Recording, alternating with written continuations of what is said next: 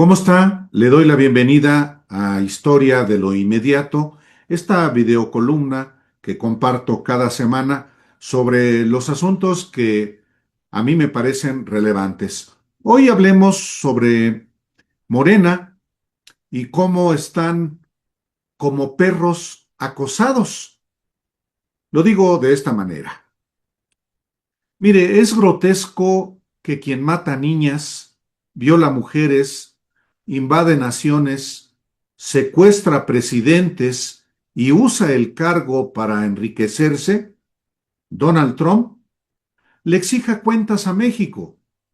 Y es más grotesco aún que los presidentes de los partidos más corruptos de la historia del país y ellos mismos con larga cola, Alejandro Moreno Cárdenas y Jorge Romero Herrera, tengan como perros acosados a Morena y a sus gobiernos. Pero ese es el costo de la impunidad que la presidenta Claudia Sheinbaum debe ya poner fin en definitiva para no ser vulnerable a la ultraderecha nacional y transnacional que incluye a los muy corruptos medios de comunicación, intelectuales y empresarios como Ricardo Salinas Pliego y Claudio X González. Es sabido desde 2018 que la ola del movimiento fundado por Andrés Manuel López Obrador fue tan gigantesca que arrastró mucha basura política y empresarial, cuyos excesos han venido comprometiendo el proyecto que se propuso la regeneración de la vida pública de México para arrancar de raíz los que, sin embargo, siguen siendo dos problemas estructurales de la nación: la corrupción y la impunidad. Es sabido también que desde 2018 se comenzó a desmontar la red de complicidades que vienen desde Carlos Salinas de Gortari, el fundador del PRIAN, cuando se hicieron las grandes fortunas del país con los recursos de la nación, se asesinó a opositores de izquierda y se establecieron vínculos con los grupos del narcotráfico. Y en 2018 también se instauró un nuevo modelo de desarrollo que ha sacado de la pobreza a 13.5 millones de mexicanos y que puso fin a los privilegios de las élites, como lo ilustra el caso del propio Salinas Pliego y el pago de los impuestos que aún está pagando. López Obrador públicamente dijo que prefería ver para adelante y no emprender ninguna acción jurídica contra saqueadores, incluyendo los expresidentes de México. Pero las condiciones internas y externas han cambiado y exigen que la presidenta Claudia Sheinbaum una limpia radical de políticos y empresarios corruptos, de dentro y de fuera de su gobierno y de su partido, y de los de antes, incluyendo a Enrique Peña Nieto y a Felipe Calderón. Esto con todos los instrumentos jurídicos, institucionales, políticos, legislativos y judiciales que tiene.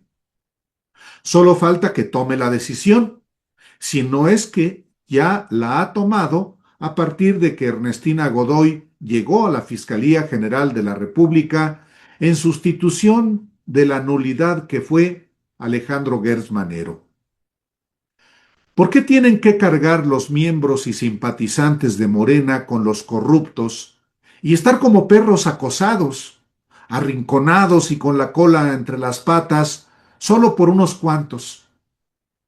Carlos Castillo Peraza tomó el título del libro de Ana Krakowski, Como perros acosados, para describir que desde el gobierno había una narrativa para que el panista se sienta apenado de ser panista. Y hoy los del PRIAN tienen el mismo objetivo: que los de Morena sientan vergüenza de ser de Morena porque son tan corruptos como los prianistas. En una batalla de narrativas que está en curso hacia la elección del 2027 y que Estados Unidos se entrometió indebidamente con su acción contra los 10 de Sinaloa. En Morena, los corruptos no tienen cabida, dijo la dirigente nacional del partido de la presidenta Claudia Sheinbaum, Ariadna Montiel, al tomar posesión del cargo. Y esto representa una señal para no sumar a candidaturas a quienes no tienen una trayectoria impecable, como ella dijo, sino para apartar a quienes están en posiciones de poder y que tienen reputación de corruptos. Pero siendo correcto que discursivamente se inicie una etapa nueva en Morena, lo sustantivo está en el terreno del gobierno federal para una reafirmación de principios y una depuración de hombres y de mujeres, como decía Daniel Cosío Villegas en la crisis de México. A diferencia de López Obrador, también, la presidenta Sheinbaum tiene todos los instrumentos legales, institucionales y humanos para ir por los corruptos, como el propio Alito Moreno Cárdenas, dueño de una fortuna hecha solo desde la política y cuyo desafuero fue un cuento. Y también Jorge Romero Herrera, el jefe máximo del cártel inmobiliario extendido a todo el país. Si hay pruebas, que vayan a la cárcel. Si no las hay, también debe decirse. Lo indebido es no hacer nada porque los corruptos seguirán haciendo escarnio de la corrupción, aunque no tengan razón.